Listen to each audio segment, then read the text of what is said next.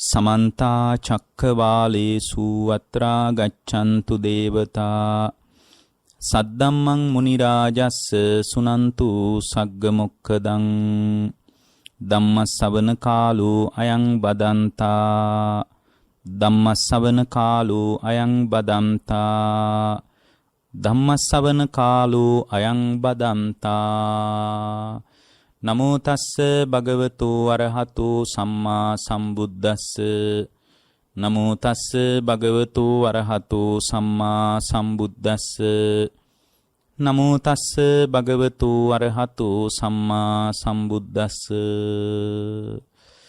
ඒ අපගේ ශාස්ත්‍රු සම්මා සම්බුදුරජාණන් වහන්සේට අප හැම දිනාගේම নমස්කාරය වේවා. පින්වත්නි, භාග්‍යවතුන් වහන්සේ වදාළ ධර්මය වඩාත් ගැඹුරුයි. ඒක ගොඩාක් සරල කරන්න බෑ. ඒක සරල කරනවා නම් අපිට අපි හදාගත්ත කතා ටිකක් තමයි කියන්න වෙන්නේ. සරලව කියනකොට මිනිස්සු ඒකට සරලයි කියලා කියන්නේ තේරෙන්නේ නැහැ කියන එක නෙමෙයි. ඒක සරල කරන්න පුළුවන් සීමාවක් තියෙනවා. මොකද භෞතික සීමාවෙන් ස්පර්ශ කළ යුතු දෙයක් නෙමෙයි අපේ කතාව. ඇත්තටම නිවීම සම්බන්ධ භෞතික කියවීමක් තියෙනවා නම් මං හිතන්නේ භෞතික විද්‍යාවත් නිවන ගැන හොයාගනීවි. නමුත් ඉතින් භෞතික නෑනේ විමුක්තිය Tamanගේ ආධ්‍යාත්මික ප්‍රවේශයක්. ඒ කියන්නේ Tamanගේ හිත නිවා ගැනීම මත උද්ගත වන තත්ත්වයක් නිසා එහෙම කතාවක් ලෝකෙට අහු වෙන්නේ නෑ.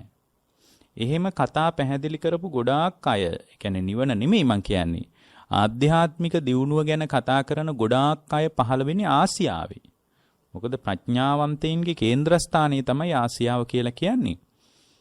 ලෝකේ බුදුදහමින් ගත්ත ගොඩාක් න්‍යායන් බටහිර ලෝකේ ඒගොල්ලන්ගේ එකක් වගේ එළියට දෙනවා. ඒගොල්ලොන්ට බුදුදහම ගැන විශාල ගැඹුරු හැදෑරීමක් තියෙනවා. නමුත් ඒගොල්ලෝ සම්මාදිට්ඨික ශ්‍රාවකයන් විදියට බුදුදහම හදාරනවා නෙමෙයි. ඒගොල්ලන්ගේ අදහස් වෙනුවෙන් බුදුදහම පාවිච්චි කරනවා.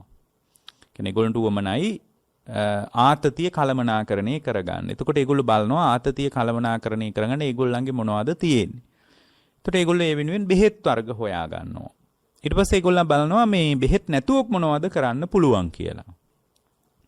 බෙහෙත් නැතුව මොනවද කරන්න පුළුවන් කියලා බලනකොට ඒගොල්ලෝ බලනවා මේ ඒ මොහොතේ Tamanගේ චින්තන රටාව හදා ගැනීමත් උදව්වක් කියලා ඒගොල්ලන්ට යම් අදහසක් ආවම ඒක කොහොමද මේ චින්තන රටාව වෙනස් කරගන්නේ කියනකොට ඒගොල්ලන්ට කිසිම කතාවක් නැහැ. ඒගොල්ලෝ නිරුත්තර වෙනවා.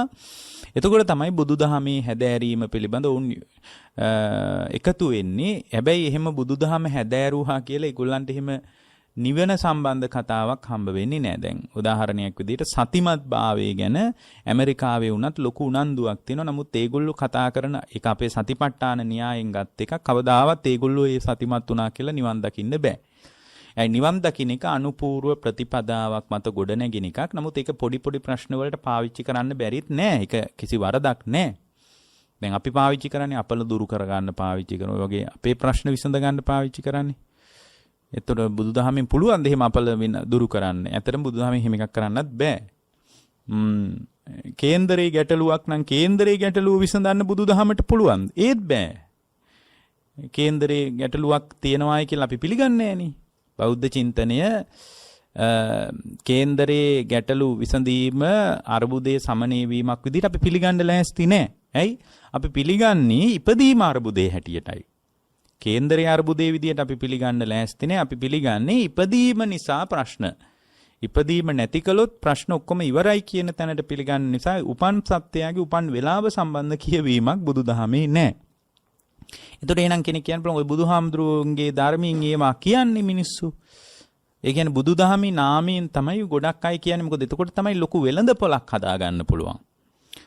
ඉල්ලන පිරිසේ විශාල කරගන්න පුළුවන්. එතකොට තමයි බුදුහාමුදුරුවන්ගේ මෙන්න මේ පිරිත, මෙන්න මේ ගාථා, මෙන්න මේ தത്വයට හොඳයි කියලා කතා කළොත් බෞද්ධ ප්‍රජාව අතර විශාල ප්‍රබෝධයක් ඇති වෙලා ඔවුන්ගේ ව්‍යාපාරික ස්ථානවලට විශාල යහපතක් කරගන්න පුළුවන් නිසා ඒක කතා කරනවා විනා අවබෝධයේ සම්බන්ධ කතාව වෙනම කතාවක්.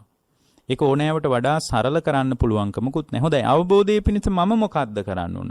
අවබෝධය කියලා කියන්නේ ආර්ය අෂ්ටාංගික මාර්ගයේ මත ගොඩනැගෙන සදාතනික නිවීමක්. එතකොට ආර්ය අෂ්ටාංගික මාර්ගයෙන් තොර නිවනක් තියෙන්න බැරිද? නෑ. නිවනක් කියලා එකක් කතා කරන්න බෑ ආර්ය අෂ්ටාංගික මාර්ගයෙන් තොරව. එතකොට ආර්ය අෂ්ටාංගික මාර්ගයේ දියුණු කරනවා නම් ආර්ය අෂ්ටාංගික මාර්ගයේ දියුණු කරනවා නම් මඩේ හිටවපු ඉන්නක් වගේ දියුණු කරලත් බෑ.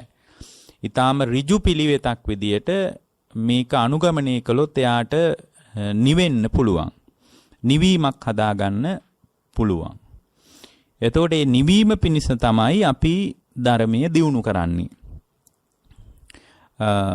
අද මේ දේශනාවට මාතෘකාව විදියට ලැබිලා තියෙන්නේ සප්තානුපස්සනාව පිළිබඳ දේශනාව කරන්න කියලා.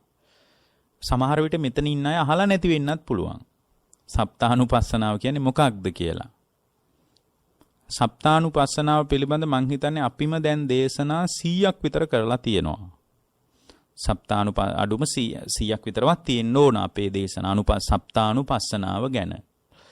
ඇත්තටම සප්තානුපස්සනාව වැඩිමින් තමයි හිත නිවනට පත් කරගන්න තියෙන්නේ. ඒ කියන්නේ නිවන කියන්නේ හිත වැඩිම මත උද්ගත වෙන එකක්. දැන් කෙනෙක් කියන්න පුළුවන් බණහලත් නිවන් දකින්න පුළුවන් කියලා. බණහලා නිවන් දකින්න බෑ ඇත්තටම. ඒතර කෙනෙක් කියන්න පුළුවන් අනිත් පැත්තෙන් එනං අර සාරිපුත්ත හාමුදුරුවෝ නිවන් දැක්කේ සෝතාපන්න වුණේ. දැන් සාරිපුත්ත හාමුදුරුවෝ කියන්නේ බොහොම ධනවත් පවුලක කෙනෙක්නේ. තරුණෙක් ඇත්තටම. බොහොම කඩවසන් තරුණෙක් සාරිපුත්ත හාමුදුරන්ගේ ගිහි කාලේ.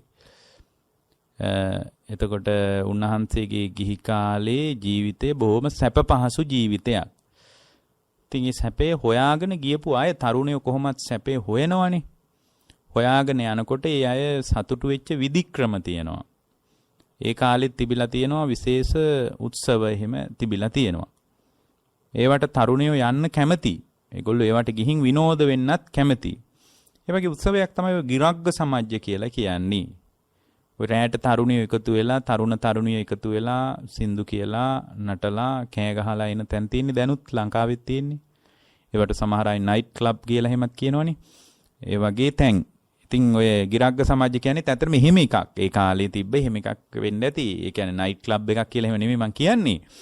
ඒ වගේ ඉතින් රාත්‍රියට විනෝද ඉතින් ඒ වගේ හැඩයකුත් තියෙනවා. මොකද තරුණියෝ නටනවා, තරුණියොත් එක්ක විනෝද වෙන්න පුළුවන්. ඔය වගේ ඉතින් වෙනම ක්‍රමයක් ඉතින් ඒක. ඒකටත් මේගොල්ලෝ ගියා ඊට ඉස්සලා දවසේ. මොකද ඒගොල්ලෝ සතුට හොයාගෙන ගියපු අය. සතුට හොයාගෙන ගිහින් අන්තිමටම නැවතිච්ච අය මේ අය. ඒවා හොයාගෙන ගිහින් මේගොල්ලෝ ඉතින් මේ වගේ හොඳට වින්දනය කළා. පහුවෙනිදා උදේ බැලුවා අපි හිතපු සාරය මේ කියන ඒවාස්සේ තිබ්බද කියලා. බොහොම ඥානවන්ත තරුණියෝනේ. ඒතර ඒ අය එහෙම බලනකොට තේරුණා මේක නම් මේ කිසිම වැඩක් ඇති දෙයක් නෙමෙයි. ඒ වෙලාවට පොඩි වින්දනයක් තියෙනවා. හැබැයි ඒකත් මොකද්ද මේකද අපි හොයපු සාරය කියලා එයාගේ යාළුවාටත් කතා කළා. කෝලිත, උපතිස්ස කෝලිත කියන දෙන්නේ කතා කරලා කිව්වා මේක හරියන්නේ නැහැ. අපි පොඩ්ඩක් දැන් මේගොල්ලෝ මේ වෙනකොට විවිධ ගුරුවරු ළඟටත් ගිහින් ඉගෙනගෙන තිබුණා. හිත නිවා ගන්නවායි කියලා හිතපු ඔය ගුරුවරු ළඟට ඔය සංජේ බෙල්ලට්ටි පුත්ත ළඟ එහෙම ඇසුරක් තිබිලා තියෙනවා. ඒ කාලේ මොකද ඒගොල්ලෝ බැලුවා ඒගොල්ලෝ හැබැයි ඉතින් ඒගොල්ලෝ හොඳට කාම සම්පත් වින්දනය කරපු අයනේ හොඳට සල්ලි භාගෙ තිබුණා හොත්තට ජීවිතේ විඳපු අය. ඉතින් මේගොල්ලෝ බැලුවා මොකක් හරි එකක් නිවීමක් කොහේ හරි තියනවාද කියලා හොයාගෙන බලලා ඉතින් එදා ඊට ඉස්සෙල්ලා දවසෙත් දැන් අර ගිරග්ග සමාජය කියන විශාල සැනකෙලියටත් මේගොල්ලෝ ගිහින් ආවේ. ඒගොල්ලෝ බැලුවා මේක හරියන්නේ නැහැ මේක අපි හොයපු සාරේ නැහැ. අපි හොඳම දේ තමයි අපි එකතු වෙලා අපි මේ தত্ত্বය තුල අපි මොකක් හරි හිත නිවා ගැනීමක් ගැන හොයමු. ඊට පස්සේ අර කෝලිතත් කිව්වා ඔය එක හොඳයි අපි බලමු එහෙම එකක් ගැන කියලා. ඊට පස්සේ දෙන්න කතා වෙලා කිව්වා ඔයාත් එක පැත්තකට යන්න මාත් එක පැත්ත මේ හිත දියුණු කරගත්ත මුනිවරු කොහේ හරි ඉන්න පුළුවන්. අපි බලමු දැන් මොකද මේගොල්ලෝනේ හිත නිවා ගැනීම ගැන අදහස ඉන්නේ මේගොල්ලෝ භෞතිකව වින්දනය කිරීම අතර හොඳට විඳපු අය. එතකොට ඒගොල්ලන්ට තේරුණා ඒකේ අපි හිතපු සාරේ නෑ කියලා. ඇත්තටම බෝධිසත්වවරයෙක් පවා ඒකේ සාරයක් තියෙනවා නම් කවදාවත් ඒක අතහරින්නෙත් නෑ. දැන් බුදුරජාණන් වහන්සේගේ ගිහි කාලේ සිද්ධාර්ථ නමින් ඉපදුණු ජීවිතය තුළ උන්වහන්සේට ගිහි ඒ කාමභෝගී ජීවිතේ දාමිහලින් කාමභෝගී ජීවිතේ වින්දනය කරපු අයනේ. උන්වහන්සේගේ කාමභෝගී ජීවිතේට දිගක් පළලක් නෑ. යශෝදරා අපදානීයම තියෙනවා. යශෝදරාවම කියනවා 1,40,000ක් කාන්තාව පිරිවරාගෙන ඉද්දී තමයි මම ඔබ වහන්සේගේ පරිචාරිකාව වුණේ. ඒතර මාලිගාව විශාල පිරිසක් ඉඳලා තියෙනවා ඒ වෙනුවෙන්. ඒ වගේම උන්වහන්සේට විශාල උපස්ථාන කරන්න විශාල පිරිසක් ඉඳලා. ඒ කියන්නේ කාමභෝගී ජීවිතයෙන් හොඳටම වින්දනයේ හෙව්වා. නමුත් ඒ කියන්නේ වින්දනයේ විඳලා තියෙනවා. නමුත් ඒ වගේ ඔය හිතන සාරේ නෑ. නමුත් අපි ඒවා විඳලා නැති නිසා අපිට හිතෙනවා ඒ වගේ මොකක් හරි රහක් තියෙන්න පුළුවන් කියලා. මේව විඳපු අය කියනවා ඒකේ ඇස්සෙත් රහ නෑ. ඔබ වහන්සේලාට බැරිද මොනවා හරි අපිට කියන්න කියලා. ඔය බොහොම ධනවත් මිනිස්සු එහෙම උගත් අය ජීවිතේ සන්ධ්‍යාවට එනකොට කියනවා මේ අපි හිතපු සාරය අපි හොයපු ලෝකේ හම්බුන්නේ අපිට පුළුවන් ද මේ වෙලාවේ දුක ඉවර කර ගැනීම ගැන හිත නිවා ගැනීම ගැන අපිට බැරිද සාකච්ඡාවකට එකතු වෙන්න. එහෙම අහනවා නේ ඒගොල්ලෝ හොයපු සාරය අර පංචකාමයන් වින්දනය කරමින් ඇහෙන් රූප බලමින් කනෙන් ශබ්ද අහමින් ගියපු ඒව හරහා වින්දනයක් හොයනවනේ. ඒ වින්දනය කරපු ලෝකයේ තුල හම්බ වෙලා නැහැ. ගොඩක් අයට හම්බ වෙන්නෙත් නැහැ. හම්බ වෙනවා කියලා හිතාගෙන ඉන්නත් එපා. හම්බ වෙන්නේ නැහැ. විඳපු අයගෙන් අහලා බලන්න මේ කතාව ඇත්තද කියලා. විඳපු අය කියාවි මොන විහිළුවක්ද මේ කරන්න ලෑස්ති වෙන්නේ කියලා. මොකද විඳපු අය අපිත් එක්ක ඉතින් බරපතල ලොකු සාකච්ඡාවලට එකතු වෙනවනේ, කතා කරනවනේ. එතකොට මේ ගිරග්ග සමජ්ජේ ගිහිනුත් මේ දෙන්න ආවේ මේකේ මොකක්වත් නැහැ අපි දෙන්න දෙපැත්තට යමු කියලා. අන්න ඒ අතර තමයි අලුත් බලාපොරොත්තුවක් එන්නේ උපතිස්සට. හේතුව අර අස්සජී මහරහතන් වහන්සේ දකිනවා. අස්සජී මහරහතන් වහන්සේ දැකලා අස්සජී මහරහතන් වහන්සේ පිටිපස්සෙන් යනවා. මොකද උන්වහන්සේ බොහොම සංසුන් ගමනක් තිබ්බේ. ඉතින් මොකද මේගොල්ලෝ මුනිවරයෙක් හොයාගෙන ආපු ගමනේ ඉතින් බැලුවාමත් බොහොම සාන්තයි, ප්‍රසන්නයි, තරුණයි. ඉතින් මොකක් හරි මේ මුනිවරු ළඟ මොනවා හරි තියෙන්න පුළුවන් කියලා හිමීට පස්සෙන් ගියා. එකපාරම කඩාගෙන බිඳගෙන ගිහින් කතා කළෙත් නෑ. බලන්න මේ සංයමේ පිටිපස්සෙන් ගියා. පිටිපස්සෙන් ගිහින් හිමීට කිට්ටු වෙලා උන්වහන්සේ දානේ වළඳනකුනුත් බලාගෙන හිටියා පැත්තකට වෙලා. එකපාර කතා කළෙත් නෑ. ඒ උනන්දුව බලන්න. අපි නම් බණ ටිකක් අහනවා හරි ඉවරයි. ඊට පස්සේ ආයෙත් සුපුරුදු ජීවිතේ නෙමෙයිද අපේ තියෙන්නේ. බලන්න මේ උනන්දුව. තින් රහත් වුණා කියන එක පුදුමයක් නෙමෙයි. පැත්තකට වෙලත් ඉඳලා උන්වහන්සේ විවේකයෙන් ඉන්නකොට ළඟට කිට්ටු වෙලා ඇහුවා මේ මම දන්නේ ධර්මයේ ගැන. ඔබ වහන්සේ කවුද කියලා දන්නෙත් නෑ. ඒතකොට බුදු කෙනෙක් ගැන කතාවකුත් නෑනේ. ඒතර බුදුහාරෝ බණ කියලා තියෙනෙත් බෞද්ධයන්ටත් නෙමෙයිනේ, මානව ප්‍රජාවට කියපු මානවීය කියවීමක් තියෙන්නේ. දැන් මේ උපතිස්ස බෞද්ධයෙක් නෙමෙයිනේ. එයා කිට්ටු. හැබැයි මිනිසුන්ට නිදහසේ විමසන ගතියක් තිබා. අද ඉන්න මිනිසුන්ට නිදහසේ විමසීම නෑනේ. අද මිනිසුන්ගේ චින්තනය හරි පටුයි. ඕන දෘෂ්ටියකට අහු වෙලා යනවා. ඕන දෙයකින් රවට්ටන්න පුළුවන් ලංකාවේ ඉන්න මිනිස්සු. මේ හතරවෙනි පරම්පරාව කියලා අපි කිව්වට ෆෝර්ත් ජෙනරේෂන් කියලා අපි කතා කළාට මේ හතරවෙනි පරම්පරාව කිව්වට අද ඉන්න පරම්පරාව රවට්ටන්න හරි ලේසියි. මේ තරුණියෝම හරි තරුණියෝ හරි ලස්සනට දේශපාලකයන්ට රවට්ටන්න පුළුවන්. ඒවට අහු වෙලත් යන්න ඕන තරම් ඉන්නවා. එතකොට පැවිද්දොන්ට රවට්ටන්න පුළුවන්. ආගමික නායකයන්ට රවට්ටන්න පුළුවන්. ඉච්චරට කුරුවල් වෙච්ච මානසික මට්ටමක් තියෙන. එහෙම චින්තනීය ප්‍රශස්ත භාවයක් අද ලංකාවේ මිනිසුන්ට නැහැ. නිදහසේ විමසන්න කිව්වට එහෙම විමසන්නෙත් නැහැ. දැන් මෙයා අහනවා ගිහින් ඔබ වහන්සේගේ ගුරුවරයා කවුද ඇත්තටම? ඔබ වහන්සේ දැක්කහම මට හිතුණා ඔබ වහන්සේට හොඳ ගුරුවරයෙක් ලැබිලා පාටයි. ගුරුවරයා කවුද? එතකොට උපතිස්සට අස්සජී හාමුදුරුවෝ කියනවා මමත් මගේ ගුරුවරයා ගැන ගොඩක් කියන්න දන්නේ නැහැ. හැබැයි උන්වහන්සේ රහත් වෙලා. අස්සජී හාමුදුරුවෝ ඇයි අර කොණ්ඩඤ්ඤ වප්ප බද්දිය මහානාම අස්සජී පස්වග මහණුන් ඒගොල්ලෝ සූත්‍ර දෙකයිනේ අහන්නේ රහත් වෙන්න. අපි මේ ත්‍රිපිටකයේම කියවල රහත් වෙන්න බලාගෙන ඉන්නවා. පස්වග මහණුන් සූත්‍ර දෙකයි අහලා තියෙන්නේ රහත් වෙන්න. පළවෙනි සූත්‍රය අහනකොට කොණ්ඩඤ්ඤ සෝවාන් වෙනවා. දෙවෙනි අනාත්ම ලක්ෂණ සූත්‍රය අහනකොට පස් දෙනාම රහත් වෙලා තියෙනවා. එහෙනම් රහතන් වහන්සේලා පස් නමක් බිහි වෙන්න සූත්‍ර දෙකයි උදව් වෙලා තියෙන්නේ. එහෙනම් අපිට තේරෙනවා මේ ගොඩාක් සූත්‍ර කටපාඩම් කරලා ත්‍රිපිටකයේම කියවලා අභිධර්මිය උත්තට ඉගෙනගෙන ඒවා පොත්වල ලියාගෙන කටපාඩම් කරගෙන ගණන් හිලව් ඇතුව මතක තියාගෙන නිවන් දකින්න හිතුවට එහෙම නිවනක් හම්බ වෙන්නේ නැහැ. නිවන කියන්නේ ප්‍රායෝගික භාවිතයේ මත එකයි මම කියවන්නේ නිකන් මඩේ හිටවු පින්නක් වගේ ධර්මයේ දිනු කළොත් නම් බෑ මොකුත් කරගන්න. හරියට නිකන් කොන්ක්‍රීට් දාපු ස්තම්භයක් වගේ හොඳට ධර්මයේ දිනු කරගෙන ගියොත් ඒ දිනු කරන ශ්‍රාවකයාට මාර්ගඵල අවබෝධ කරගන්න පුළුවන්. ඒකට ගොඩාක් ධර්මයේ ඕනේ නැහැ ඉගෙන ගන්න. මතක තියාගන්න එහෙම උවමනා නැහැ. ගොඩාක් ඒවා ඕනේ මතක තියාගන්න. හැසිරීමයි අවශ්‍ය. ඇතුළ වෙනස් කර ගැනීම පිණිස Tamanගේ ආකල්පමය වශයෙන් වෙනසක් හදා ගැනීම පිණිස ධර්මයේ පරිහරණය කරන්නයි අවශ්‍ය. ඒක තිබ්බහම හොඳටම ඇති. ඒතකොට දැන් ඇතුළ වෙනස් කරගන්න නැතුව එළිය පොත් ගොඩාක් කියුවත් වැඩක් නැහැ. ඒ කියන්නේ එළියේ තියෙන පොත Tamanගේ ඇතුළ කියව ගන්න පාවිච්චි නොකරන මිනිසුන්ට පොත් ලක්ෂයක් තිබ්බත් වැඩක් නැහැ. ඒ පොත් ගොඩාක් තියෙන එකකින් එයා නිවෙන්නේ නැහැ. එතකොට දැන් පන්සල් වල කොච්චර පොත් තියෙනවද? එහෙනම් පන්සල් වලින් ඔක්කොම නිවෙන්න එපාය මේ වෙනකොට. එහෙම නිවෙන්නේ නැහැ.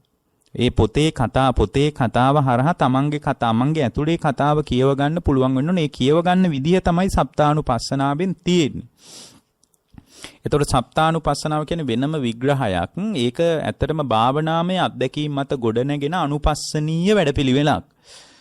දැන් උපතිස්ස ගිහින් අහනකොට අස්සජී මහරහතන් වහන්සේගෙන් අස්සජී හාරු කියනවා මේ මමත් මගේ ගුරුවරයා ගැන නම් ගොඩාක් කියන්න දන්නේ නැහැ. හැබැයි මම උන්වහන්සේගේ පදනම දන්නවා. පදනම. ඉතින් ගොඩක් කියන්නත් දන්නේ නැහැ නේ. මොකද සූත්‍ර දෙකයිනේ අහලා තියෙන්නේ. දැන් අපි නම් සූත්‍ර විශාල ප්‍රමාණයක් අපි උනත් කියවලා තියෙනවා. නමුත් උන්වහන්සේ සූත්‍ර දෙකයිනේ අහලා තියෙන්නේ. එතකොට ඇත්තටම උන්වහන්සේ කතාවත් සාධාරණයි. මොකද ගොඩාක් ඒවා කියන්න දන්නේ නැති එක. මොකද ඒ වෙනකොට ධම්මචක්කපවත්තන සූත්‍රය, අනාත්ම ලක්ෂණ සූත්‍රය විතරයි දේශනා කරලා තිබ්බේ. මොකද අහලා තිබ්බේ උන්වහන්සේලාගේ අවබෝධයේ පිණිස. තව දේශනා බුදුහාමුදුරු මේ වෙනකොට කරලා තියෙන්න ඇති. නමුත් අවබෝධයේ පිණිස උන්වහන්සේගේ මොකද ඒ දේශනා කරන තැන් වලට මේ පස්වග මහණුන් පස්සෙන් ගිහින් අහගත්තේ නෑනේ. ඉතින් ඒ වෙලාවේ කියනවා මම ගොඩාක් කියන්න දන්න. හැබැයි අපේ මංගේ ශාස්ත්‍රෝරයාගේ දර්ශනය මන් දන්නවා. මොකද්ද? යේ ධම්මා හේතුප්පබවා තේසං හේතු තථාගතෝ ආහ. යේ ධම්මා හේතුප්පබවා මේ හේතුන් නිසා හටගත්ත ඵල ධර්ම තියෙනවා. හේතු වෙනස් කරාම ඵලය වෙනස් කරන්න පුළුවන් කියලා කතාවක් තමයි මගේ ශාස්ත්‍රෝරයා උගන්වන්නේ. අන්න හේතුඵල ධමයක්. ඒකට අපි කියන්නේ පටිච්ච සමුප්පාදේ කියලා. ඒ කියන්නේ මේ ඇති කල්හි මේ ඇති වෙනවා. මේක නිකම්ම හටගත්තා නෙමෙයි. ඉබේ හටගත්තෙකුත් නෙමෙයි. කවුරු හදපු එක්කුත් නෙමෙයි. දැන් ಭಾರತයේ මේ වෙනකොට කී හිටියේ කවුරු හරි මේක හැදුවා කියලා. දෙයයන් ආංශය හරි කවුරු හරි කෙනෙක් හැදුවා කියලා. ඒ මහා බ්‍රහ්මයා මේක හැදුවා කියලා. බුදුහාමුදුරුවෝ කියන්නේ කවුරුත් හදපු එක්කුත් නෙමෙයි. ඉබේ හටගත්ත එක්කුත් නෙමෙයි. අම්මා හදපු එක්කුත් නෙමෙයි. තාත්තා හදපු එක්කුත් නෙමෙයි. එතකොට කෙටි කාලීන පිළිතුරක් විදිහට නෑ අපේ දෙමව්පියෝ නිසානේ අපි පහළ වුණේ. ඒ අයගේ එකතුවෙන් තමයි අපේ පහළවීම තියෙන්නේ කියලා නෑ. සත්‍යයේ පහළවීම දෙමව්පියන්ගේ එකතුවෙන් විතරක් නෙමෙයි. උපන් සත්‍යයේ පැවැත්ම පිණිසත් නූපන් සත්‍යයේ ඉපදීම පිණිසත් බුදුහාමුදුරු ආහාර වර්ග 4ක් පැහැදිලි කරනවා. කබලින්කාර ආහාර, මනෝ සංචේතන ආහාර, කබලින්කාර ආහාර, ස්පර්ශාහාර, මනෝ සංචේතන ආහාර, විඥාන ආහාර කියලා. ඔය ආහාර 4ම නිසා උපදිනවා මිසක් මේ අම්මා තාත්තලාට අපිට කරපු ලොකු හපංකමක් නැහැ. ඒ කියන්නේ ඒගොල්ලෝ නිසා අපිට මේ ලෝකේ එළිය බලන්න හම්බුත් නිසා අපි ඒයට ගරු කරන්න ඕන, සංග්‍රහ කරන්න ඕන, උදව් කරන්න ඕන. නමුත් ඉපදෙමින් මැරෙමින් යන ගමනට අම්මා වගේ කියන්න ඕනේ නැහැ. තාත්තා වගේ කියන්න ඕනේ. ඒක වෙනම කතාවක්. ඒකට ආහාර සැපේන අනිශ්චිත ආකෘතියක් තියෙනවා. මොකද මේ ආත්මේ ලැබිච්ච අම්මම මට මැරෙනකන් කවදා හරි පිරිනිවන් පානකම් හම්බ වෙනවා නෙමෙයි. ඒගොල්ලෝ මේ સંદર્ભයේ අපේ ගනුදෙනුව නිමා වෙනවා. ඒ වගේම දෙමව්පියොත් මේ කතාව තේරුම් ගන්න ඕන මේ સંદર્ભයේ මෙයා මගේ දරුවා වුණාට සියලු સંદર્ભ වනාහි මෙයා මගේ දරුවා නෙවෙයි. ඒකට ලොකු වටිනාකම් හිටින්නෙත් නෑ හිතේ. හිතෙන්නේ ලොකු වටිනාකම් දෙන්නේ. ඉතින් හිතෙන් වටිනාකම දුන්නට පස්සේනේ ඒවා අභිනන්දනය කරලා ඒවට බැහැගෙන ඉන්නේ. ඉතින් හිතින් වටිනාකම අඩු වෙන මට්ටමට ඒක හොඳයිනේ. මොකද හිතෙන් වටිනාකම අඩු වුණාට පස්සේ බොහොම සැහැල්ලුවෙන් මේ ඔක්කොම අතහැරලා දාන්න පුළුවන් නේ. දැන් බලන්නකෝ දැන් සමහර දෙමව්පියන් ඉන්නවනේ දරුවාව පොඩ්ඩක් එහෙට මෙහෙට කරන්න බැරි මට්ටමේ අය. එයා හිතාගෙන ඉන්නවා මේ මැරුණට පස්සේ යන ජීවිතේදීත් මේගොල්ලන් එක්ක අන්තර් සම්බන්ධතා ඇති වෙවි කියලා. එහෙම ඇති වෙන්නේ නැහැ. ඉස්සරහට නැවත හේතුඵල ධර්මයෙන් සකස් වෙන ක්‍රියාවලිය තුළ ඔබට අනික ඉතින් මේ සෙනෙහස කියන්නේ තනිකරම බොරුවක්. මේ සෙනෙහස කැමැත්ත කියුවා තනි බොරු. සංසාරයට ගැටුණාට පස්සේ සානුකම්පිත සෙනෙහසක්, කරුණාවක්, දයාවක් එහෙම ඒවා නැහැ. අම්මලා පුතාලා අතර තියෙන සෙනෙහස මෙහෙ තමයි. මෙහෙ විතරයි ඒ ටික. මරුණාට පස්සේ අම්මයි දුවයි අතර තිබ්බ සෙනෙහස නැහැ. සංසාරෙදි එහෙම සෙනෙහසක් උපදින්නෙත් නැහැ. සමහර තැන්වල උපන්නට පස්සේ මොන සංසාරික සෙනෙහසක්ද? අම්මා මිය ගිහින් ඉවරලා කැලේකම සතෙක් වෙලා උපන්නොත් ඒ දරුවම නිකන් මාංශභක්ෂික සතෙක් වෙලා අම්මා උපන්නොත් තිරිසන් ලෝකෙ එහෙම උපදින්න පුළුවන්. එහෙම උපන්නට පස්සේ ඒ දරුවත් ඉතින් එයා දරුවටත් ගුණ ධර්මයක් නැතුව කොහොම හරි තිරච්ඡාන යෝනියම උපන්නොත් එහෙම අපි තුමුකෝ අම්මා පූසෙක් වෙලා උපන්න කියලා. එහෙම ඉපදෙන්න පුළුවන් නේ. මොකද පූසෝ එහෙම වෙන්න තියෙන ඊට කඩ හරිම වැඩි. මොකද ගෙවල් වල ඒවා උපාදානය කරගෙන ඉන්නකොට ඒවට අනුව තමයි විපාක පිණිස කර්ම හැදෙන්නේ. තිරිසන් ලෝකේ උපදින්නේ නැහැ කියලා කෙනෙක් කියන්න පුළුවන්. ඉතින් ඒක යාගේ කතාවක් මිසක් ඒක අපේ කතාව නෙමෙයිනේ. යා පිළිගත්තත් එකයි නැතත් එකයි. තිරිසන් ලෝකේ උපන්නොත් ඒ දරුවම ගිහින් ඒ දරුවගෙත් විපාක පිණිස කර්ම සකස් වුණේ තිරිසන් ලෝකෙම නම් ඊට පස්සේ ඒ දරුවා හිතන්නකො මීයක් වෙලා උපන්න කියලා. එතකොට පූසෙකුත් මීයකුත් අතර තියෙන සෙනෙහස මොකද්ද? එහෙම සෙනෙහසක් උපදින්නේ නැහැ. එතකොට යාට පේන්නේ ආහාරයක් විදියට. ඒ නිසා මේ සෙනෙහස කියන්නේත් අපි මෙහිදී හදාගත්ත පොඩි ඇඟැලුම්කමක් විනා සත්‍ය වශයෙන් පවතින යථාර්ථයක් නෙමෙයි. ඉතින් යථාර්ථයේ තේරුම් ගත්තාම හිතෙන් වටිනාකම අඩු වෙන්න පටන් ගන්නවා. ඒ වටිනාකම අඩු වෙලා මම කියන වටිනාකම පව අඩු වෙනවා. ඒ අඩු වෙලා මමත්වයේ සම්පූර්ණයෙන් අයින් වෙච්ච තැනක, ඒ කියන්නේ වෙනද ගනුදෙනු ටික හැම්ම වෙනවා. මමත්වයේ සම්පූර්ණයෙන් අයින් වෙච්ච තැනට අපි අරහත්ත්වය කියලා කතා කරනවා. අරහත්ත්වය. ඉතින් මේ අද දේශනාවට මාතෘකාව විදියට පැහැදිලි වෙන්නේ අපිට මතුවලා තියෙන්නේ ඊටාම වැදගත් දේශනාවක්. ඒ තමයි අනුපස්සනාව, සප්තානුපස්සනාව. සප්තානුපස්සනාව කියන්නේ මොකක්ද? සප්තානුපස්සනාව කියලා කියන්නේ මෙන්න මේ ටිකට අනිච්චානුපස්සනා, දුක්ඛානුපස්සනා. මම මේ ටික මේ මුල ඉඳලා මෙහෙම කියන්න යන්නේ මෙතන ඉන්නවා මේ දේශන අහපු නැති අය. ඒ නිසා අනිච්චානුපස්සනා, දුක්ඛානුපස්සනා, අනාත්තානුපස්සනා, නිබ්බිදානුපස්සනා, විරාගානුපස්සනා, නිරෝධානුපස්සනා, පටිනිස්සග්ගානුපස්සනා කියලා හතක් තියෙනවා. ඔන්න ඔය හත වඩන්න නැතුව කවදාවත් හිත නිවනටපත් කරගන්න බෑ. එහෙනම් නිවන් දකින්න නම් මේ ටික වඩන්නම ඕන. මේවා බුදුවරුන්ගේ හිතට පමණක් විෂය වෙච්ච සදාතනික දේවල්. සදාතනික දේවල්. එතකොට අනිච්චානුපස්සනා, දුක්ඛානුපස්සනා, අනාත්තානුපස්සනා මේ තුන නම් ප්‍රසිද්ධයි. අපි දන්නවා අනිත්‍ය, දුක්ඛ, අනාත්ම කියන එකම අනුපස්සනා වඩනවා. අනුපස්සනා කරනවා, වඩනවා. අනිත්‍යයි, දුකයි, අනාත්මයි කියනවනේ ඒක හිත පුහුණු කරන්න පුළුවන් විදියක් තියෙනවා. ඊට පස්සේ අනිච්චානුපස්සන, දුක්ඛානුපස්සන, අනාත්තාන ඒ තුන ප්‍රසිද්ධයි. ඒ තුنين පස්සේ එයා දිනු කරගන්න ඕන තත්ත්වයක් තියෙනවා නිබ්බිදානුපස්සන, විරාගානුපස්සන, නිරෝධානුපස්සන, පටිනිස්සග්ගානුපස්සන කියලා. ඔන්න ඔය විදියට හත් තැනකදී තමන්ව මානසිකාරය කළොත් අන්න එහෙම මානසිකාරය කළාට පස්සේ තමයි එයාට නිවන හම්බ වෙන්නේ. ඔන්න ඕක තමයි කතාව. ඔන්න ඕක තමයි නිවනට යන පාර. එතකොට කෙනෙක් කියන්න පුළුවන් එතකොට අර ආර්ය අෂ්ටාංගික මාර්ගය කියලා එකක් කියන්නේ. ආර්ය අෂ්ටාංගික මාර්ගය කියන්නේ මොකද්ද? පින්වත්නි ආර්ය අෂ්ටාංගික මාර්ගයේ තුල මෙන්න මේ අනුපස්සනාව තුල තමයි ආර්ය අෂ්ටාංගික මාර්ගේ වැඩෙන්නේ.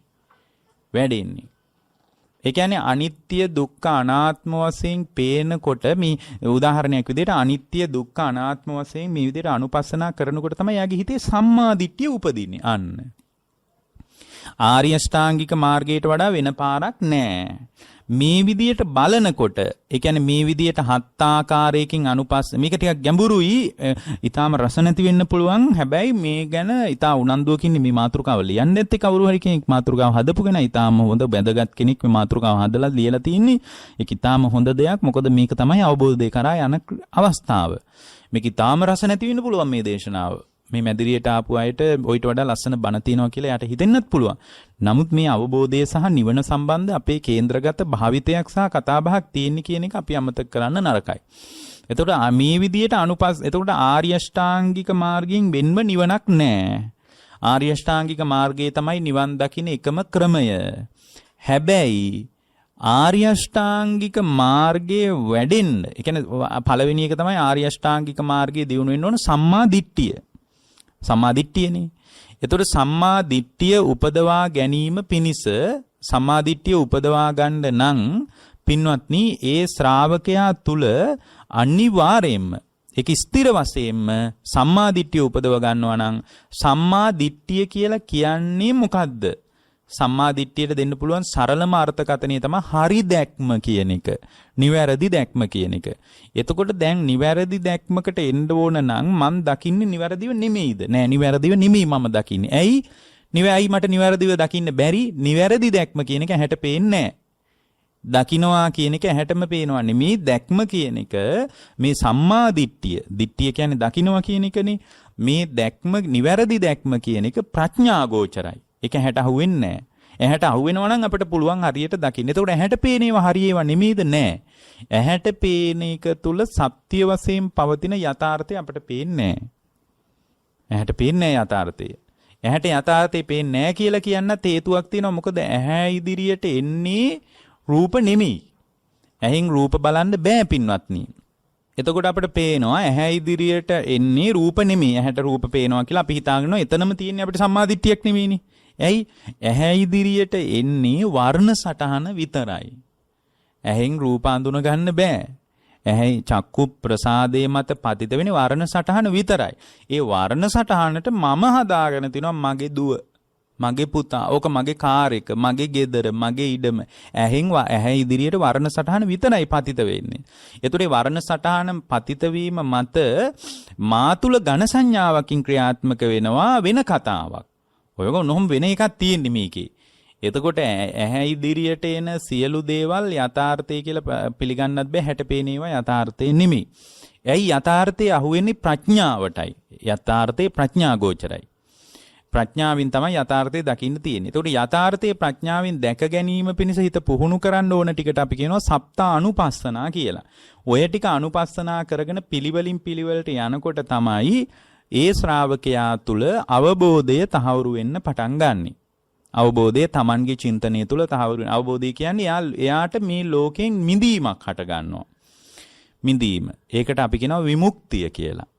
මිදීමට කියන්නේ විමුක්තිය. ඒ ලෝකෙන් මිදුණට පස්සේ එයාගේ හිත තුළ කවම කවදාකවත් රාගය කියලා සිතුවිල්ලක් උපදින්නේ නැහැ. අන්න මිදිලා රාගයෙන් මිදිලා. ද්වේෂය කියලා එකක් උපදින්නේ නැහැ. ද්වේෂයෙන් මිදිලා. මෝහය කියලා එකක් උපදින්නේ නැහැ. මෝහයෙන් මිදිලා. එතකොට රාග දේශ මොහ උපදින්න නැතුව එයා වෙනදා වගේම ලෝකය පරිහරණය කරනවා. ලෝකේ පරිහරණය කරනවා. ලෝකේ පරිහරණය කළාට ඒ පරිහරණය කරන ලෝකයේ තුල නිමිති අනුනිමිති සටහන් කරගෙන රාග දේශ මොහ උපදින්නේ නැහැ ඒ හිත තුල. ඒ උපදින්න නැතිකමට තමයි නිර්වාණය කියලා අපි කියන්නේ. ඒ කියන්නේ රාග දේශ මොහ වලින් නිදහස් වෙච්ච තැනක තමයි නිබ්බාන කියන ස්වභාවය මතුවෙන්නේ. ඒක මතුවෙන්න නිකාම බනහලා බැරි නිසා ඒකට මොකක් හරි පාරක් තියෙන්න ඕන නිසා ඒකට අපි කියනවා සප්තානුපස්සනා කියලා. මේ හත් විදියකින් Taman මානසිකාරය කළොත් ඒ මානසිකාරය කරන කෙනාගේ හිත මිදෙනවා. හැබැයි මේ මිදෙනවා කියන්නේ ජීවිතේ එපා වෙනවා. දැන් අනිත්‍යයි කියනකොට මිනිස්සු වචනෙටවත් කැමති නෑනේ. අනිත්‍යයි කියනකොට සමහර අය කියනවා ආපහු අනිත්‍ය ගැන නම් කතා කරන්න එපා. දුකයි කියනකොට කොයි වෙලාවෙත් ඔය දුක ගැන නම් කියන්න එපා. සමහර ගෙවල් වල මිනිස්සු කියනවා. දුක ගැන නම් කොයි වෙලාවෙත් කියන්න එපා. ඕවා මේ කොයි වෙලෙත් කතා කරන්න ඕනේ ඒවා නෙමෙයි. මේ ලෝකේ හොඳට විඳලා ඉන්න ඕන. පින්වත්නි, අනිත්‍යයි දුකයි අනාත්මයි කියන ස්වභාවය ඒක ලස්සන භාවිතයක්. ඒක ලස්සන වෙන්නේ ජීවිතේ එපා වෙන්නේ නැහැ ඒකට කවදාවත්. අනිත්‍ය කියන එක දැක්කට පස්සේ ඒක එපා වෙන්නේ නැහැ. ඒක තවත් ජීවිතේ බොහොම නිරාමිස වින්දනයකට යා එකතු වෙනවා. ඇයි? දැන් ලෝකේම අනිත්‍ය වශයෙන් දැක්කහම අනිත්‍ය වශයෙන් දැකීම කියන එක අපි පැති දෙකකින් හදා ගන්න ඕන. අනිත්‍යතාවය අපි පැති දෙකකින් අත්දකින්න ඕන. එතකොට පැති දෙකකින් කොහොමද අනිත්‍ය අත්දකින්නේ? පින්වත්නි, අපිට ඔය අනිත්‍යයි කියන එක අපිට තේරුණු හැටියට කවදාවත් අපට අවබෝධය කරා යන්න පුළුවන් කමක් නැහැ. අපිට තේරුණු ටිකක් තියෙනවනේ. ඒ ටිකෙන් කවදාකවත් අවබෝධය කරා යන්න බෑ. අර කෙස් සුදු වෙන එක, හැම රැලි වැටෙන එක, ඊට පස්සේ තමන්ගේ වැඩ ටික කරගන්න බැරි ඕක අනිත්‍යතාවය. ඒකත් අනිත්‍ය තමයි. හැබැයි අවබෝධයේ පිණිස ඕක සෑහෙන්නේ නැහැ. අනිත්‍යයි කියන්නේ මේ පවතින දේවල් හැම වෙලාවකම අනිත්‍යයි. දැන් මෙතන අපි තේරුම් ගන්න ඕන එක දෙයක් තියෙනවා. මොකද්ද? මෙතන මේ හත් ආකාරයකින් අනුපස් මම මේක බොහොම පරිස්සමින් මේ දේශනාව කරන්න උත්සාහ කරන්නේ මේ අයිට තේරෙනම මට්ටමට. ඒ නිසායි මම මේ හැම වෙලාවකම බොහොම ප්‍රවේශමෙන් මේ වචන පාවිච්චි කරන්නේ. මොකද ඔබට තේරුම් ගන්න විදිහටම මට මේක කියන්න උවමනා නිසා. දැන් අනිත්‍යයි දුකයි අනාත්මයි කියලා බලලා ඊට පස්සේ මෙතන අපි ඊළඟට කියනවා මේ නිබ්බිදානුපස්සන, විරාගානුපස්සන, නිරෝධානුපස්සන, පටිනිස්සග්ගානුපස්සන. එතන හතරයි අනිත්‍ය දුක්ඛ අනාත්ම තුනයි. ඕකට තමයි සප්තානුපස්සන කියලා කියන්නේ. ඕකෙන්ලු නිවන් දකින්න සම්මාදිට්ඨිය උපදින්නේ. එතකොට සම්මාදිට්ඨිය ඕකෙන් නම් උපදින්නේ මොනවද අනිත්‍ය වශයෙන් බලන්නේ? අන්න ඒක තමයි ඊළඟට ප්‍රශ්නය. මොකක්ද අනිත්‍ය වශයෙන් බලන්න කියලා කියන්නේ? මොකක්ද දුකයි කියලා කියන්නේ? මොනවද අනාත්මයි කියලා බලන්න කියන්නේ? මොන හරි බලන්න තියෙන්න එපාය. දැන් අනිත්‍යයි දුකයි අනාත්මයි කිව්වට වැඩක් නැහැ නේ. මොනවද අනිත්‍ය වශයෙන් බලන්නේ? අනිත්‍ය වශයෙන් බලන්නේ සවිඥානික දේවල් විතරයි. අන්න. ගෙවල් දොරවල් ඉඩම් කුඹුරු අතුපිටි ඕවා අනිත්‍ය වශයෙන් බලන්නේ. අන්න නිවන සම්බන්ධ කතාවේදී අනිත්‍ය වශයෙන් බලන්නේ සවිඥානික දේවල් විතරයි. එතකොට එහෙනම් අපි දැන් තව එකක් දන්නවා හත් ආකාරයකින් අනුපස්සනා කරනවා නම් අනුපස්සනා කරන්නේ අවිඥානික දේවල් නෙමෙයි විදර්ශනා කරන්නේ. මේ සප්තානුපස්සනාව කියන්නේ විදර්ශනා කරනවා කියන එකයි. අපි කියන්නේ සමත විපස්සනා කියලා.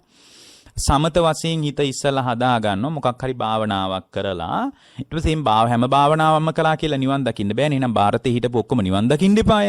ගොඩාක් ගුරුවරු හිටියනේ ಭಾರತේ භාවනා දියුණු කරපු අය. නමුත් ඒ කවුරුවත් නිවන් දැක්කේ නෑනේ. ඒ නිසානේ බුදුහාමුදුරන්ට අලුත් කතාවක් හොයාගන්න උනේ.